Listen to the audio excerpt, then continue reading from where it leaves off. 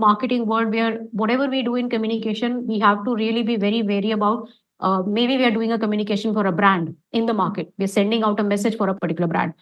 There would be a very specific element that only you can bring to the table. Totally, lack of information. Maybe what they asked is not what I've given.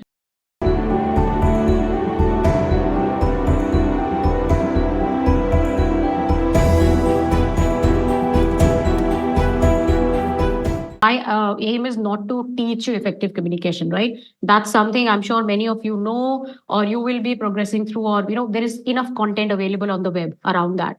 The idea would be to get into a conversation or be, have a more of a dialogue kind of a thing where you can probably ask me as many questions as you would want. And I can just help you understand as to, I've been in the industry for quite a long time. And what were the few things that I picked up as my ways to kind of, be very effectively communicatable, whether it's a written communication we are talking about or it's a very one-on-one setup. So I think that's the context that I would like to set up. That please don't expect any kind of a teaching. I'm not here to teach you how to write an email, how to use Chat GPT and stuff like that. It's a very informal setup that we are in. And like I was mentioning you that it's been almost 20 years. In fact, I'll be hitting 20 years in March. That's where I started my career in 2004. It's a very long career, guys, like a really long career in a way that now when I look back, I'm talking communication from the time when there were no WhatsApp, right? There was no Chat GPTs or anything like that. I'm talking about a time when email communication, if you are in a formal setup, or let's say even if you are in informal setup, email communication used to be one of the primary modes of communication considered, right? Or the second would be if you are in a one-on-one setup, then largely supported by a presentation, or if you're having a one-on-one direct dialogue with somebody. Coming to the time where we have so many other mediums to communicate, right? WhatsApp becoming one of the primary mediums, and we obviously have phone access available as well. I mean, phone were there at that times, but mobile chatting and stuff was not so heavily introduced. People are today doing direct businesses purely on WhatsApp and stuff. So there has been a lot of evolution in terms of how I have evolved myself in terms of communicating, with individuals at any scale. Plus, being in the industry for so long and at different levels, and I started off my career with IT companies, and then I drifted towards the marketing side of the world. There has been communication across any layers that we can talk about. Whether you're talking to your peers, you're having a communication with the team that is working with you in an India setup or an offshore, market, because I was sometimes based outside of India, and you have to communicate with your teams remotely sitting, or it's very very senior management where you are probably representing your company and making something as a pitch or kind of sharing any kind of an information, to then coming to in the marketing world where whatever we do in communication, we have to really be very wary about. Maybe we are doing a communication for a brand in the market. We're sending out a message for a particular brand. So there are some of the things that I picked up over time. That's been there. And like I said, internationally, when you have a diverse experience in international market, it also helps you understand the sensitivity of those, regions and those countries. Because the way probably we can communicate in India is probably not the same way we can communicate in, let's say, Dubai, Middle East, or it's in Australia, because everybody has a very different cultural sensitivity as to what are they, how are they communicating or talking to people. So that really helped me up as well. And then obviously working with brands, because you have to somewhere take the legacy, and there is a particular kind of a boundary or a messaging setup that a particular brand follows, and you have to live by it. So for example, when I was with Tata, maybe it's a very I was in a very niche cybersecurity, very serious B2B kind of a business, right? Now, JioSaavn is a completely contrast world, and the company that I'm currently associated with, it's a very marketing and a creative oriented world. So there might be conversations which are much lighter in tone, or more realistic in terms of talking about something around music or very creative social media and stuff. So it all evolved. One of the things that I learned over a period of time, and it became, let's say, the holy grail of my understanding of whatever we communicate with, is that we usually talk about this sort of communication, that we say either we are into a B2B setup or we are into a B2C setup, which is like either you're talking at a very business to business communication, or you're talking to an individual or a customer in a B2C setup. And then there is another third layer we often mention is B2G, which is talking to a government official, right? Or in a very government setup. But eventually, if you look at it at any organizational setup you are in, or in that communication bracket you are, you are actually talking to a person, right? It's a very, and this is the methodology that I picked up, that which I realized, up at the very start of my career, that people do really need to interact with you at a very individual layer, because the first thing that they want to develop with you is trust, right? And for that, they have to really understand who you are as a person. They're not talking to in a very robotic manner, even if you're writing them an email. People are really, very wary of that fact that they are talking to a human being, and there would be a very specific element that only you can bring to the table.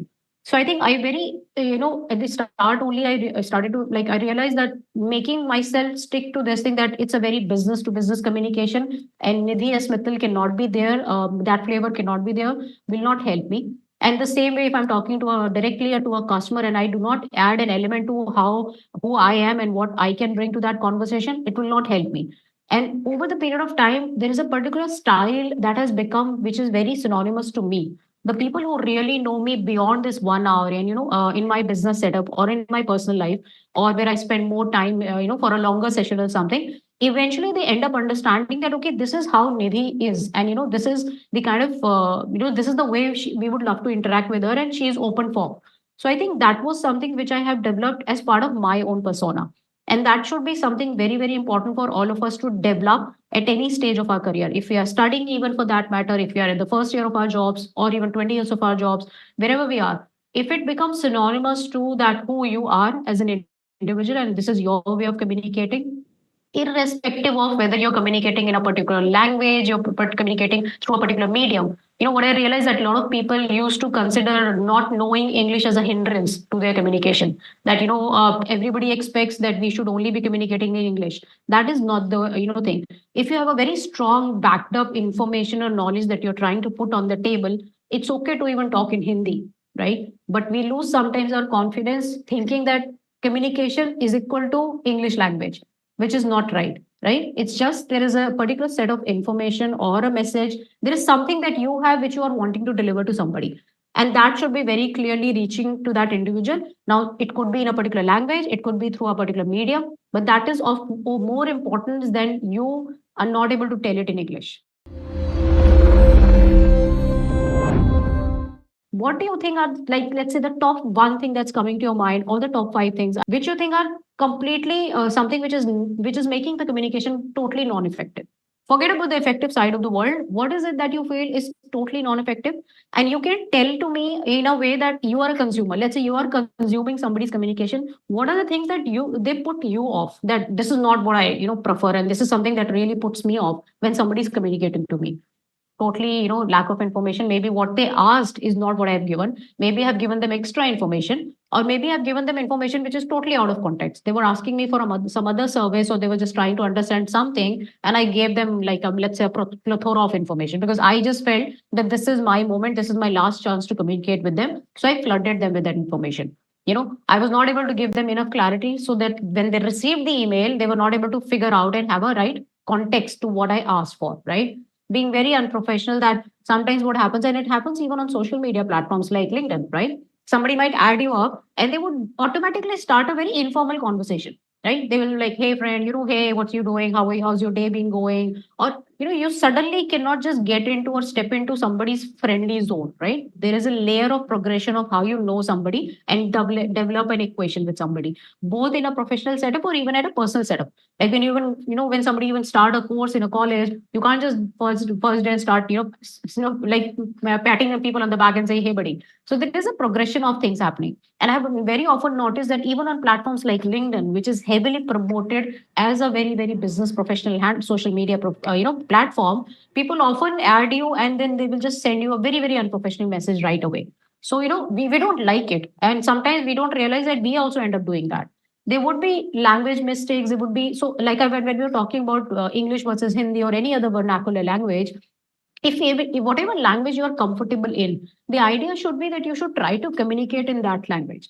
If that is not allowed, let's say you are a little shorthand on English, and the business setup or any setup requires you to communicate in that, you can at least try to kind of figure out the best possible way for yourself.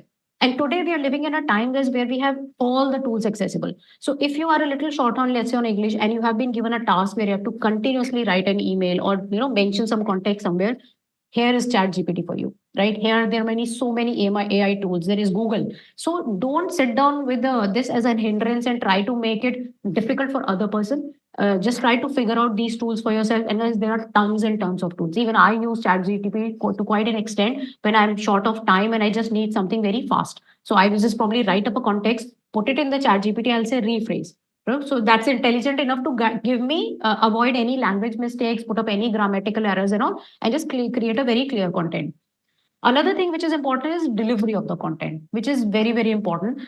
We might be short of time. We might do not be having the right channels. Like say, for example, I go to a group meet because now post COVID, we have all transitioned to a very, very virtual side of the world. So there should be always an effort from our side to make it very, very effective for the other person, right? We cannot just take it as an excuse. And you would see often this happens in setups that people will take up the calls. Let's say they're in a very important business meeting and they will take up a call on the road. There's a lot of noise happening and you're not able to figure out a soundproof situation and all. If these are the things which makes the communication non-effective, right? And we just spoke about few things. There are tons of other things. There was somebody, I think, who mentioned body language as well, which is very important. You can't be having a very wrong body language when you're talking, especially in a business setup, right?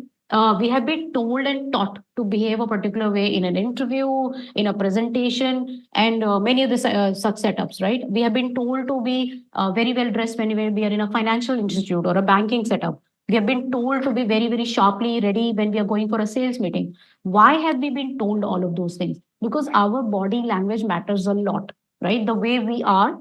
Again, going back to my previous slide of P2P, right? Because at the end of the day, even if I'm representing, let's say, a company like Google or Amazon for that matter, but I have full potential to kind of make or break that deal for the company just because the way I put up myself out there, right? No matter the companies might be having the best of the product in the world, they might be most effective ones, but if I, don't do a very effective communication, I don't bring myself up to the table as a representation of those companies or let's say those banks, I will actually, kind of completely mess up the whole situation. What is that one thing? Just give me that one thing that is on the top of your communication thing that I at least make sure of this. I think more or less we are all talking around this similar line, right? We are not talking very differently. It's just that the way we are seeing communication from our side. So obviously, now look at it. If just by doing this, we already know, and there's no need for Nidhi as Mittal to come on a 1 hour session with you. If you just think through more around it and have your own list, you will be very able to categorize and say that these are the things which is complete don't. So we actually already know that these are the things which doesn't work for us, right? And these are total don'ts for us. And these are the things we want to do as a topmost priority. And if we just pick up topmost priority of everyone, we already have an effective way of, doing a communication. We know that whatever we're trying to do with any individual, whether it's a one-time interaction or it's a long-time interaction, it's a long-term relationship with an account or whatever it might be, or a professor, you want to build the trust, right? They should be able to trust whatever you're saying. You should be able to trust back as to whatever information they're providing. Clarity, we discussed it enough here that, if there's no clarity and context setting, we lose out the entire thing. And, we lose out people because, guys, understand, we are in a time where we are exposed to so much of information all the time. Like right now, after this session, you will be exposed to another 100 sets of things. You might be watching our content, you might be reading a newspaper, magazine, you might even be talking to somebody. We don't really have time right now. We're not looking at those days where we had limited things to look at. We have so much of things that if people are not very clearly and specifically telling us there's this, we do not have time to go back to that, right? If somebody sends me a mail and just, it's completely out of context, I'm not getting what they're trying to say, I probably genuinely would not have a time to reply back to that individual to clarify. It might directly go back to my trash, right? That is the short span of time that we are living in. Problem solving, obviously, if you are in a setup, like as a salesperson, I'm obviously trying to do problem solving every day, right? When somebody's trying to buy a service from me, what are they buying for? I mean, do they have extra money to buy it for? No. They have a problem that they're trying to get a solution from. And if I'm not able to be on the solution side, and if I'm talking on the problem side only, then I'm not really helping them. And as an individual, also, that's another thing that I've always developed, that I am not a problem talker. I'm a solution provider in any setup. Like even if I'm talking about a personal conversation, I always try to look at the things from the lens of a solution side. So if you actually help up somebody and and I'll give you a very important, not important. I'll just give you one example around it. It was a very start of my career in 2004 when I mentioned to you. I was just on my desk and it used to be an MNC that I used to work for, which I just received a phone call on my desk from a little bit of a wrong number setup. There were intercoms there. And what she asked me was that, she actually inquired me for some kind of a technical help required from another department. I happened to knew that team and she actually reached out to me in a wrong way, right? And I just landed that information to her. I connected her to the right people on the chat and the phone call and all that stuff. It was an international call that landed up, and she eventually had a solution to her problem, right? Now, it was not something magically that I did, but when somebody has reached out to you for a particular problem, and if you are in that capacity that you can go and beyond and help them, and you have that information available to them with yourself, just lend it over.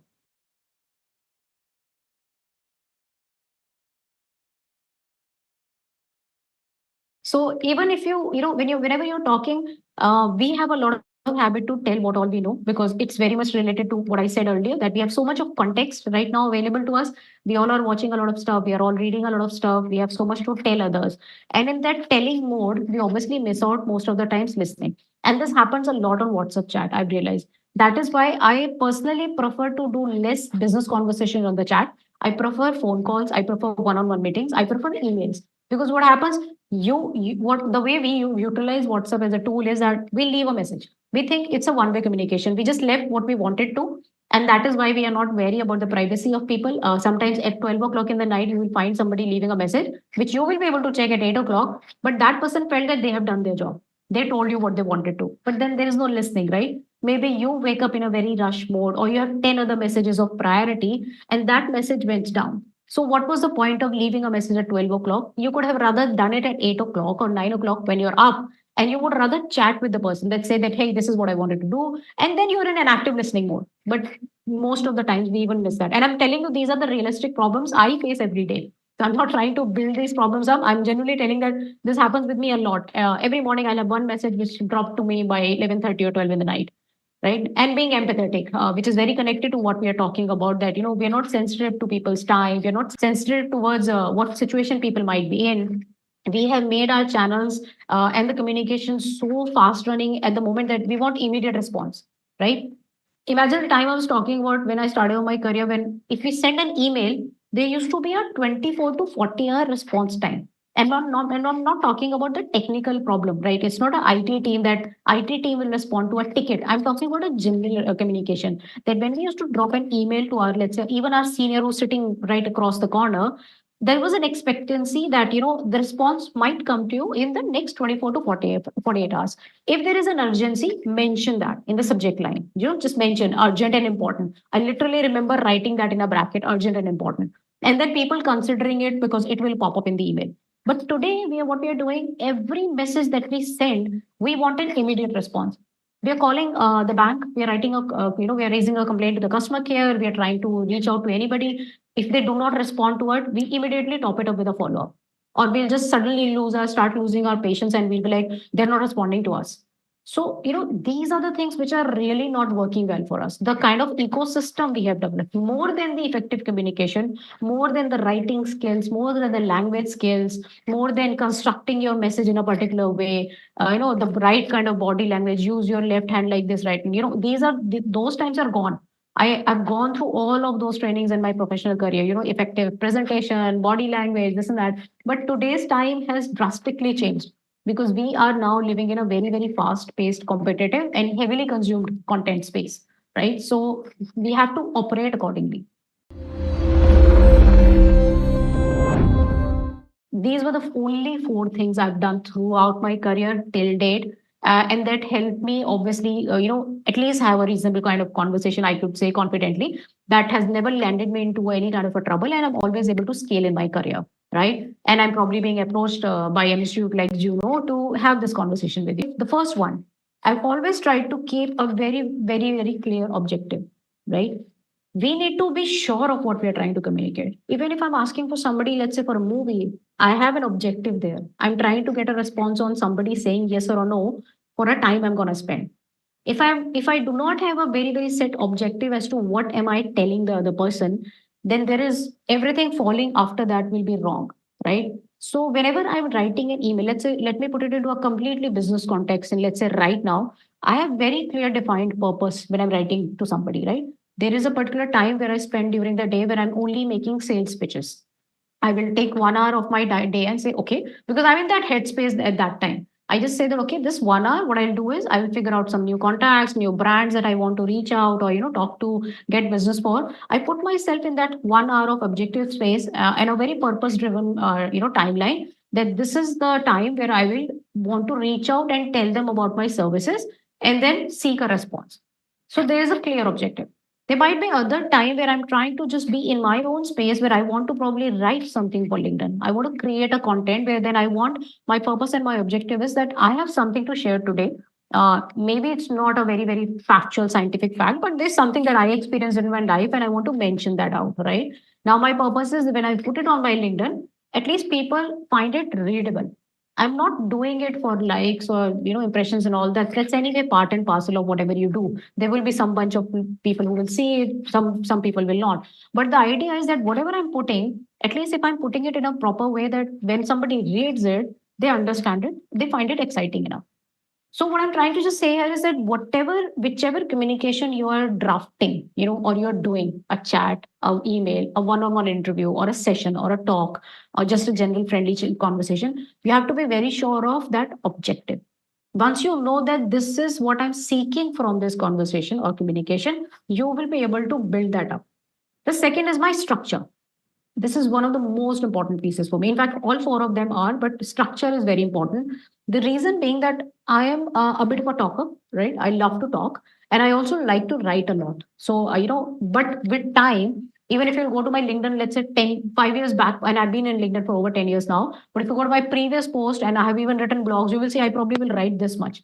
But with time, I evolved and I understood that, okay, this won't work now. People don't have time, right? People are living in a Twitter world, for example, X word. So now structure is something where I have evolved a lot. So starting from the subject line to the body that I create, my structure is very clear. There's a very very initial introduction that I add. It could be depending on what medium I'm using. Say LinkedIn post vis-a-vis email. I will have an introduction statement as to not. I'm not saying that I write as an introduction is this whatever I'm wanting to introduce the person about, right? Then there is a body piece to it where I'm very clear that this is my game. Whatever I do right here, the person either will read it or they will scrap it. So this is very important. I have to put all my facts here. I have to put all my information here. I have to be very clear of what I'm asking, what I'm looking for here. And then there is a closing structure where I have to give them a call to action. Call to action in the sense, now that's a technical term, CTA, we use it quite often. But in my head also, there is a call to action in a way. Either I want them to respond, either I want them to share something back, either I want them to take it forward, or either I'm just telling them to know about it. But there would be something that I want them to do of my message, right? So I would leave that as a closing statement that, okay, this is it. And then I have built a little bit of a persona of my own that how do I start the salutation? Now, even in my business setup, with the level of communication that I build over, I usually start my emails with hey, right? I will write hey Nidhi. Though we have been taught from the time where we have to write dear Nidhi to then transitioning to hello Nidhi. And I'm not even hello, dear Nidhi, dear sir, hello ma'am. Coming from those kind of career days to now where I'm able to transition myself to be a little bit semi-formal. I can write like hey, and in the end, at times I just add cheers. But this is not something I'm saying that you have to do it as part of your personality. It's something that you can develop. And you should not be very afraid and shy about that. Oh, how can I add a cheers? Cheers is about, literally cheersing. No, that's not there. It's something about that you are a very friendly person. You are a very approachable person. You have a little light-hearted approach towards the communication that you do. Moving into the next one, medium. I think throughout the conversation we had in the last 30, 40 minutes, I've been talking a lot about the mediums that are there, right? Medium is very, very important. So, like my preferred choice of medium, even after 20 years of my career, is an email, right? Because I think email gives me two, three things. It gives me the liberty to have enough information and attach a lot of things and provide it in a very safer, comfortable environment for the individual. It allows me to give that time to that individual. They don't have to kind of right away. They're not in a chatty mode. They have that their time to absorb what I have provided. They can read through it, make their own references, go to different website, whatever they have to, download that information, see it, and then reply back to me with as much as they want to provide. So it allows me all that. And one of the most important things that it allows me to do is not step into the privacy zone of people, right? Which we sometimes do with the chat. Even on LinkedIn, you will see a lot of people start a chat with you. LinkedIn. So there, guys, there is a chat box and there is an inbox. Inbox is supposed to serve the purpose of leaving a message, as in, like an inbox email. Even that what we have on social media profiles is mostly treated like that. But sometimes what we start to do is consider it like an Instagram chat. We start to chat with them. We'll write hi. Then the other person will be waiting, okay, hi. But you're not in that setup. You've just gone to LinkedIn to do something, let's say professional, and then you are just waiting. Tell me what are we trying to do? And I'm telling you, these are the things that we do. Any fresh first connection. I don't even know that individual, but LinkedIn is a platform which allows stranger connections as well, professional setup. So sometimes you're just wondering, what are we trying to do here? Just tell me what do you want from me, and if that is of any value, and I can come back to you for something, I will respond back to you. And the last thing that I'm very particular about is, and I think works for me very well, and nobody probably would have come back and ever complained to me in my throughout my career that you reach out to me at very awkward times and you disturbed me or anything like that, or I didn't receive your message and I couldn't reply back and all that stuff. Is time. We understand in what time zone they are in, what kind of setup they might be. Like we expect family people to respond at 9 o'clock, 10 o'clock. We kind of do not give them that 1 or 2 hours of the evening with their families. We expect people to suddenly wake up to our call, message only. At 7 o'clock, we would immediately expect that as soon as they wake up, the first thing they should do is reply back to us. So timing of your communication is very important, right? Even if I translate it to a very physical one-on-one setup, very important. If there is somebody waiting for you and you landed up late, that communication time has actually been hampered. If you were not even sensitive enough to notify that individual on time, which is very important, especially if you're a salesperson, that if there is a meeting being set up and there is any kind of a communication delay, or you're reaching late or anything like that, please always top that up with a first layer of communication in the sense of notifying that individual, right? There is a notification channel as well where you let that person know that there is a delay happening. We expect that even from the Swiggy guy, who's not even equipped probably to do that. But we even expect from that chap that if he's 5 minutes late, then he didn't tell us, right? So imagine in a business situation, you land up in a meeting late and you didn't inform the person and you lost out on that time of thing, and you have set up the whole context wrong. No matter how good your objective structure medium, you have lost that out. So I think that is very, very important. And that on top of all of it, which I had mentioned earlier as well, is something which is like your personality. And trust me, whether you do it intentionally or unintentionally, but the other person has actually already made up a brand image of you as to this is how you communicate, right? They have identified those non-effective and effective ways. They will never say it to you probably outrightly. Maybe they might in some setups, but people have already made that choices. People know that, okay, this individual this is how they communicate. These are few things that I have to look after them. Like people sometimes make people, tell them that we require it in next 1 hour, though they would not need it for 4 hours. Why would they do that? The only reason we allow that to be happening is to us is because creating that urgency, because we have always been late in our responses. So other person has already made that approach around is that because this person will always send me the information late, let me put a more urgent timing to him because I will then have the bandwidth. So whatever we have been doing from today to before, it has already made a perception around us, but we can change it to whatever we just discussed. And you yourself, maybe after the call, if you're really serious about this topic and you really came to somewhere change your communication style, right after the call, you should actually sit down just with those two things, that what are the non-effective things that doesn't work for me. I'm not asking you to do it that what you do wrong, but what is it that don't work for me? Put down those 5, 10, 20, 30 things. And then what are the things that work for you, what you like and you don't like? And you will be easily able to pick it up that, okay, and then be honest enough to yourself to say that, okay, but I do this myself, right? And this is what I do. And just flip them. And here is your effective communication style.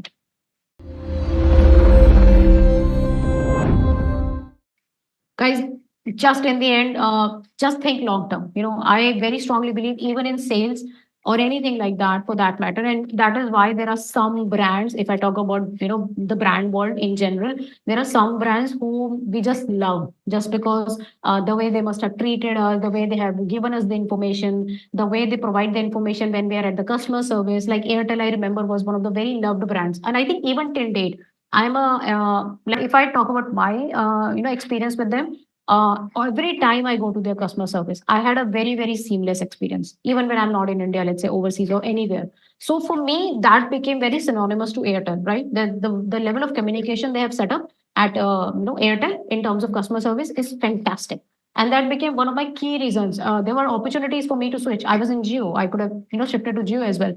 But I decided to stick to it just because I felt I will lose that customer service, and I don't want to lose it. I'm very happy with that. There's any problem that I face, I can go to my Airtel Thanks app now. Even that is very seamless in nature, but I can just do that. So, you have to think very long term. And they didn't start to do it just now. They have been doing that from day one. Like it was known for the customer service that they had. So think very long term, develop your own style, continue to evolve. What we are talking today in 2024 might not even be relevant in 2025. We didn't knew chat GPT was coming our way. 2 years back, we had not even thought in our wildest dreams there would be an AI tool which will just suddenly write copy. So today, even the person who has no idea how to write an email or maybe don't even know the language just gives a prompt. Even if you are able to even manage to write a proper prompt in chat GPT, if you say, write an email to my boss about resignation, it will give you a resignation email. We are living in that time. So imagine next year there might be something totally different comes. Maybe the text to voice speech thing, voice to text speech things completely blows out of proportion. That you just talk and there is something being communicated in English or any language. So you have to continuously evolve with the way the world is changing, right? Build patience, very, very important, because you are wanting something so suddenly and you are wanting to tell the other person, but very related to what we are talking about, active listening. So just be patient about what you're trying to tell the other person, and let it sink. Let the other person have time enough to sink and absorb what you have said, and then come back with a response. And please be very, very relevant. We do many communication throughout the day. We go to a lot of meetings that we don't need to be part of. We write a lot of emails that we can avoid. We do a lot of chat things that we just can simply avoid. It could be just a phone call and stuff, but we do that. Try to reduce all of it and just try to stay very relevant as to what is necessary. So if your team member needs one email from you around a particular topic, don't flood them 100 emails, right? They understood it. And if that's not working, the email is not working, step into another phone call or a one-on meeting. So stay very, very relevant to whatever you're trying to communicate. Right? That is my whole funda of what I've been doing for the past, 20 years. And this is what exactly I was talking to you about.